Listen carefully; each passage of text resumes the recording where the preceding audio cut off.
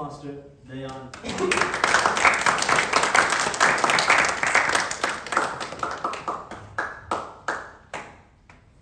Shall I start? Good evening, ladies and gentlemen. Good evening. Do you know what this bad drawing is? It's a gauge. Alright? Gauge, yeah. So, I want you all to envision this. This gauge represents the styles of leadership as a scale of some sort. At 0, we have what we call as an affiliative leadership style. Dealing with an affiliative leader goes something like this. You give them the report, they take it in. Hey, how are you? How have you been? Do you want a cup of coffee? Have you connected with a new member over there? How is life going? How about we go over these reports after lunch? They completely focus on the people they work with and building bonds. And this often results in a sustainable, peaceful work environment. However, as heavenly as it sounds, there's a major drawback to it. And that is they become too empathic. And when you're too empathic with an individual, sometimes actual poor performance is overlooked. When that is done, not only does it affect the business, but it also affects you, because it prevents your personal growth.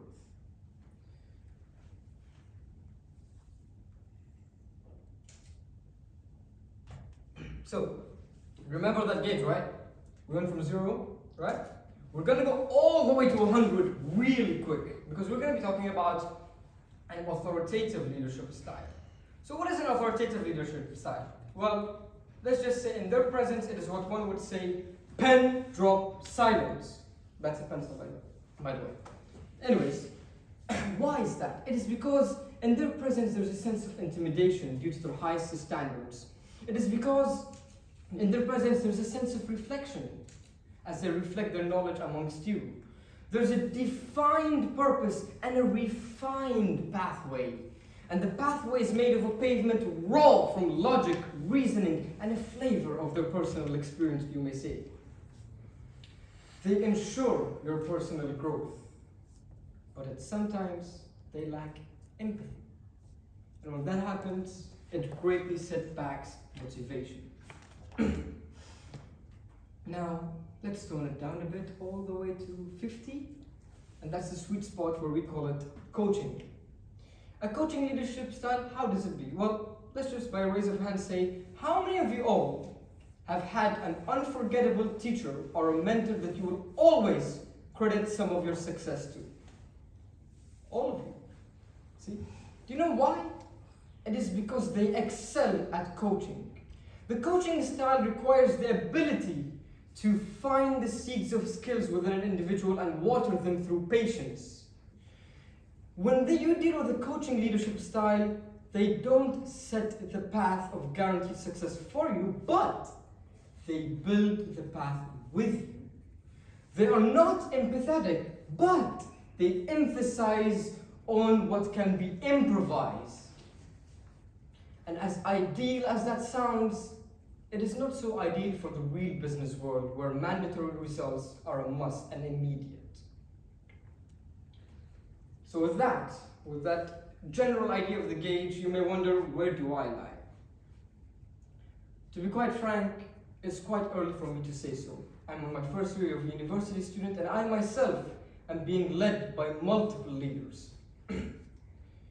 But then, what is a leader if they cannot be led?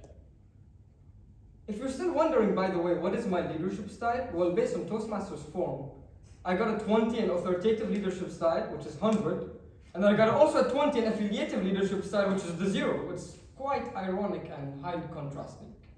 Hence, I say I do not know. Anyways, remember what I said?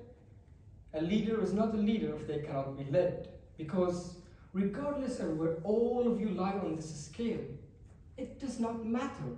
There is no specific style for leadership, for successful leadership, but there is specific traits that needs to be mastered. One of them is the willingness to learn. Be able to learn, or else then you will never grow. What are some other traits you may say? Well, the second most common trait successful leaders have is they lead by an example. You see, when we started the applause, I initiated the applause, and I was the one to end the applause. They lead by example. You simply cannot expect your team to carry the weight the way you do and value it the way you do. You must be the highest standard there is. The second most common trait would be optimism. This could be very simplistically analyzed as or referred to as, when you all see a half empty glass of water that I drank, they see it as a half full glass of water. In other words, they find opportunity when they are faced with the oblivion. And the third most common trait is they are effective communicators.